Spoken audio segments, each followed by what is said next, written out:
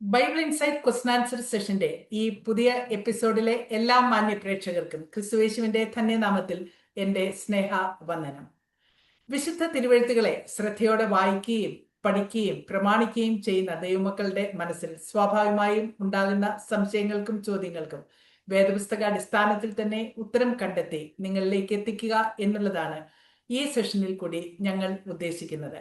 കഴിഞ്ഞ 70-ൽ പരം എപ്പിസോഡുകളിൽ എന്റെയും നിങ്ങളുടെയും മനസ്സിൽ ദീർഘനാളുകളായി കൊണ്ടു നടന്ന അനേകം സംശയങ്ങൾക്ക് വേദപുസ്തക അടിസ്ഥാനത്തിൽ നിന്ന് ഒട്ടും വ്യതിചലിക്കാതെ കർത്താവിൽ പ്രസിദ്ധനും ഹീബ്രു ബൈബിൾ സ്കോളറും വേദ അധ്യാപകനുമായ ഡോക്ടർ ബാബു ജോൺ വേട്ടമല്ല സർ തൃപ്തികരമായ മറുപടി തന്ന് ഈ പ്ലാറ്റ്ഫോമിൽ കൂടെ അനേകം പ്രിയപ്പെട്ടവർക്ക് പ്രയോജനമാകുമെന്നും ഉത്തരം തരുവാൻ ദൈവം സഹായിച്ചു.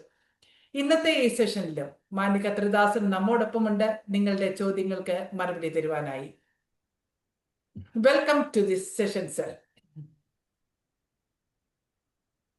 സർ, ഇന്നത്തെ ആദ്യത്തെ ചോദ്യം പഴയ നിയമത്തിൽ നിന്നുള്ളതാണ്. ചോദ്യകർത്താവ് ചോദിച്ചിരിക്കുന്ന ചോദ്യം ഇതാണ്: പഴയ നിയമത്തിൽ പല ഭാഗത്തും പുറപ്പാട് പുസ്തകം 20-ാം അധ്യായം 21-ാം വാക്യം, ആവർത്തനം 5-ന്റെ 22-ാം വാക്യം, 2 സാമുവേൽ 22:10, 1 രാജാക്കന്മാർ, 2 ദിനവൃത്താന്തം, ഇയ്യോബ്, സങ്കീർത്തനങ്ങൾ, പ്രവചന പുസ്തകങ്ങൾ, ഇവിടെയെല്ലാം കൂരിരുട്ടിൽ അല്ലെങ്കിൽ ഇരുളിൽ വസിക്കുന്ന ദൈവത്തെ പറ്റി രേഖപ്പെടുത്തിയിരിക്കുന്നു. എന്നാൽ പുതിയ നിയമത്തിൽ ദൈവത്തെ അടുത്തുകൂടാത്ത വെളിച്ചത്തിൽ വസിക്കുന്ന ദൈവമെന്ന് പറഞ്ഞിരിക്കുന്നു. യേശു കർത്താവ് തന്നെ ഞാൻ ലോകത്തിന്റെ വെളിച്ചമെന്ന് പറഞ്ഞിരിക്കുന്നു. ഇതിന്റെ ഒരു വിശദീകരണം തരാമോ? വിശദീകരണം വേണ്ടി ഒരു ചോദ്യമാണ്. കാരണം ഒരു സാധാരണ വായനക്കാരനാണ് അത് ഉണ്ടാക്കാൻ ഇംപ്രഷൻ. പഴയ നിയമത്തിൽ ദൈവം ഇരുട്ടത്ത് കുത്തിയിരിക്കുകയായിരുന്നു. ക്രൂരനില്ലയോ? നമ്മളെന്തെങ്കിലും തെറ്റിയെന്ന് നോക്കി പറ്റിക്കുന്നതിന് ഇരുട്ടത്ത് മമ്മിയിരിക്കുക. പുതിയ നിയമത്തിൽ പാവം വെളിച്ചെത്തുന്നു, ഞാൻ ലോകത്തിന്റെ വെളിച്ചമാകുന്നു പറഞ്ഞു വന്നു തന്നെ. അത് സർഫസ് ലെവൽ വായിക്കുമ്പോൾ അങ്ങനെ ഒരാൾക്ക് മനസ്സിലായി, അങ്ങനെ മനസ്സിലായുള്ളൂ. അത് നമ്മളെ കുറ്റം പറഞ്ഞ കാര്യമില്ല. ഇവിടെ ഭാഷയുടെ പ്രോബ്ലം. ഭാഷ ഇരുൾ എന്ന വേർഡിന് പഴയ നിയമത്തിൽ അതിൻ്റെ ഫിഗറേറ്റീവ് ലാംഗ്വേജിലാണ് ഒരുപാടിടത്ത് ഉപയോഗിച്ചിരിക്കുന്നത്. വളരെ കുറച്ചിടത്ത് മാത്രം ലിറ്ററൽ ഇരുൾ എന്ന് നമ്മൾ അർത്ഥമാക്കുന്ന ഇരുൾ എന്ന ഇതിലുള്ളൂ. ഒരുപാടത്ത് ഫിഗറേറ്റീവ് ലാംഗ്വേജാണ്. ഫിഗറേറ്റീവിൽ അതിന് 3 അർത്ഥമുണ്ട്. ഒന്നാമത്തെ അർത്ഥം ന്യായവിധി എന്നാണ്. ന്യായവിധി. രണ്ടാമത്തെ അർത്ഥം വേർ നോബഡി ക്യാൻ വർക്ക്, ആർക്കും പ്രവർത്തിക്കാൻ കഴിയാത്തടം. 3 അൺസെർച്ചബിൾ, നിങ്ങൾക്ക് അവിടെ പോയി സെർച്ച് ചെയ്ത് കണ്ടെത്താൻ കഴിയത്തില്ല. അതിൽ 3ാമത്തെ അർത്ഥമാണ് ദൈവത്തെ പറ്റി പറയുന്നത് എല്ലായിടത്തും കൂരിൽ വസിക്കുന്നു എന്ന് പറയുന്നത്. പറഞ്ഞാൽ with all your abilities or endeavours you won't be able to reach where God sits. ഗൂഢമായതെന്നാണോ? ഗൂഢമായത് എന്നങ്ങ് എടുത്തു, കുഴപ്പമില്ല. But far beyond your farthest ability to reach, നിങ്ങൾക്ക് ചെന്നെത്താൻ കഴിയാൻ നിങ്ങളുടെ ഏറ്റവും അങ്ങേയറ്റത്തെ എബിലിറ്റി വെച്ച് പോലും നിങ്ങൾക്ക് റീച്ച് ചെയ്യാൻ കഴിയത്തില്ല. ആ അർത്ഥത്തിലാണ് ഈ ഇത്രയിടത്ത് പറഞ്ഞിരിക്കുന്നത്.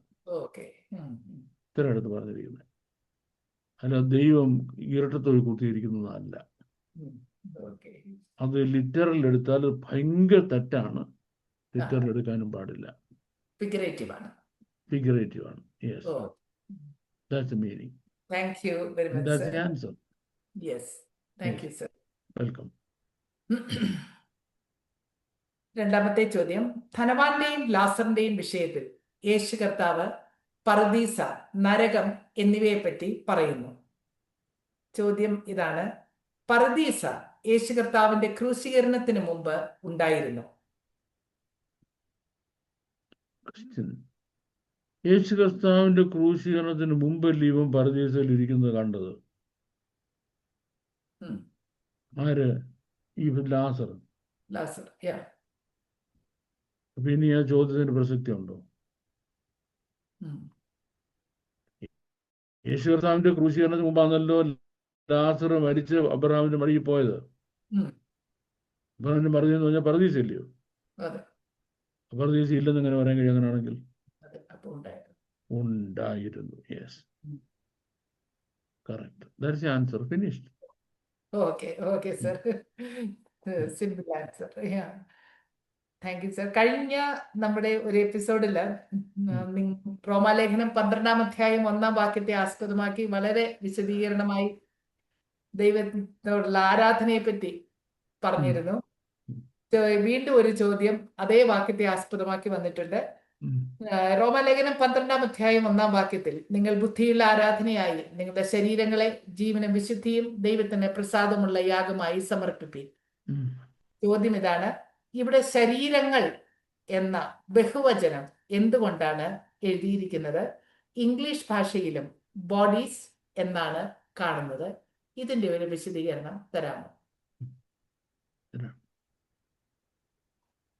ഓരോ individual human being who comes to attend the service. എന്റെ ശരീരം അല്ല വേറെ ആളുടെ ശരീരം അല്ലേ?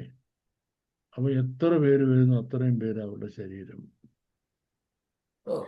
ജീവനും വിശുദ്ധിയും ദൈവത്തിന് പ്രസാദമുള്ള യാഗമായി സമർപ്പിക്കണമെങ്കിൽ conditions.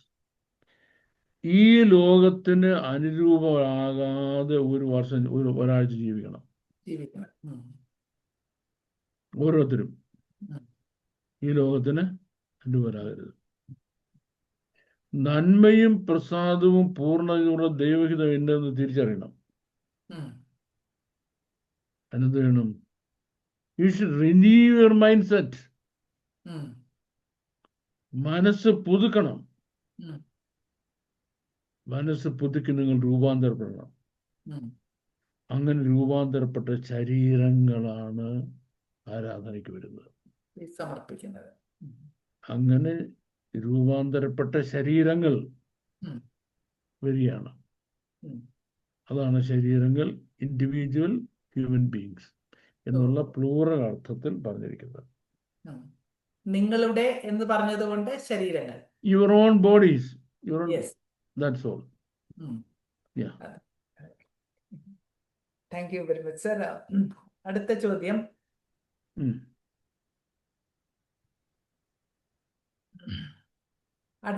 What does the Bible say about how A Christian should give an offering?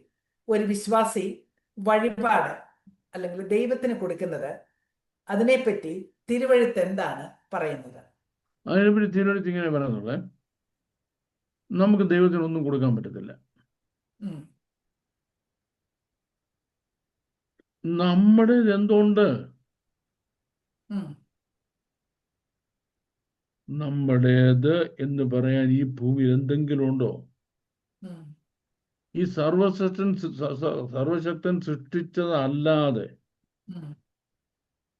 നീ സൃഷ്ടിച്ച ഒരു മണ്ണാങ്കട്ടയും ഇവിടെ ഇല്ല. ഒരു മണ്ണാങ്കട്ടയും കരിയിലും പോലും നിനക്ക് സൃഷ്ടിക്കാൻ കഴിഞ്ഞിട്ടില്ല അല്ലേ? ദൈവം ഉണ്ടാക്കിയ മണ്ണ് കുഴച്ച് നീ ഒരു മണ്ണാങ്കട്ട ഉണ്ടാക്കി കാണും. ആ മണ്ണും വെള്ളവും നീ അല്ലല്ലോ അവിടെ ഉണ്ടാക്കിയത്. അല്ല. അപ്പം ഒന്നത്, നിനക്കൊന്നും കൊടുക്കാൻ കഴിയത്തില്ല. That's the theory. ഒന്നും കൊടുക്കാൻ കഴിയത്തില്ല. പിന്നെ നിനക്ക് എന്ത് ചെയ്യാം? ദൈവത്തിന്റെ ഭൂമിയിൽ നീ അധ്വാനിച്ചു. നീ ആരാപ്പം? ടെനന്റ് ആണ്. നീ കുടിയെടുപ്പുകാരനാ, പാട്ടക്കാരനെ പോലെ. പാട്ടക്കാരനാ, നീ പാട്ടക്കാരനാ.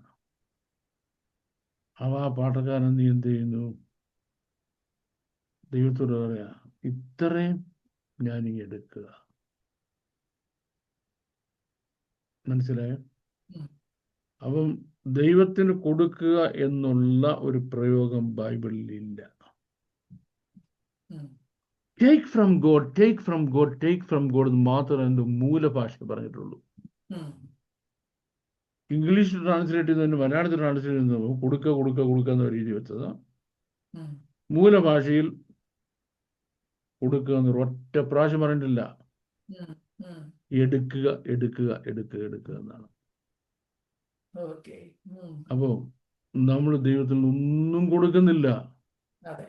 ദൈവം തന്നതിൽ നമ്മൾ എടുക്കുക മാത്രമേ ചെയ്യുന്നുള്ളൂ. അപ്പം ദശാംശം കൊടുക്കുകയല്ല, പക്ഷെ ദശാംശം 10 അവിടെ വെച്ചിട്ട് 9 നമ്മളിങ്ങി എടുക്കുക. മനസ്സിലായി? 9 നമ്മളിങ്ങി എടുക്കുക. നമ്മൾ 10 രൂപ സ്വതരാഴ്ച ഇടുകയല്ല, 1000 രൂപ ഉണ്ടായിരുന്നതിൽ നിന്ന് എന്ത് ചെയ്തു? 990 രൂപ നമ്മളിങ്ങ് എടുത്തു. 10 രൂപ അപ്പുറത്തോട്ട്. അല്ലേ? നമ്മൾ എടുക്കുക, ദൈവത്തിന് കൊടുക്കുന്നില്ല. അപ്പം ഇത് വളരെ പ്രധാനപ്പെട്ട കാര്യമാണ്. ഇത് സോസം ഞാൻ എന്തെങ്കിലും കൊടുത്തു എന്ന് ഒരാൾ ഭാവിക്കരുത്. അവനല്ലോ നിനക്ക് സമ്പത്തുണ്ടാക്കുവാൻ ശക്തി നൽകുന്നത്. ദൈവം ശക്തി തന്നില്ലായിരുന്നെങ്കിൽ സമ്പത്ത് ഉണ്ടാകത്തില്ലല്ലോ. ഇല്ലേ? ദൈവം ബുദ്ധി തന്നില്ലായിരുന്നെങ്കിൽ നിനക്ക് ജോലി ചെയ്യാൻ പറ്റുമായിരുന്നു? ശമ്പളം കിട്ടുമായിരുന്നു? ഇല്ലല്ലോ. അതിൽ നീ നിന്റെ ആവശ്യം എടുത്തു. ഇതാണ് ആ വേർഡ്. എടുക്കുക എന്നല്ലാതെ കൊടുക്കുക എന്നൊരു വേർഡ് പറഞ്ഞിട്ടില്ല. അപ്പൊ പുതിയ നിയമസഭയ്ക്ക് ഇനി ബുദ്ധിമുട്ടില്ല. വളരെ ലളിതമെന്ന് തോന്നിയാലും അതിൽ ഒരു ഘനതയുള്ള ഒരു It is very serious. It is very serious. Yes. It has a very profound meaning. Yeah. Yes. Yes. Thank you. Thank you. Thank you very much, sir. ഈ സെഷൻ ഇവിടെ പൂർത്തിയാകുന്നു. തുടർന്നും പ്രേക്ഷകരുടെ സംശയങ്ങളും ചോദ്യങ്ങളും സ്ക്രീനിൽ കാണുന്ന നമ്പറിൽ ടെക്സ്റ്റ് മെസ്സേജ് ആയിട്ടോ വോയിസ് മെസ്സേജ് ആയിട്ടോ അയക്കാവുന്നതാണ്. May God bless you all. Thank you once again. Thank you, bye.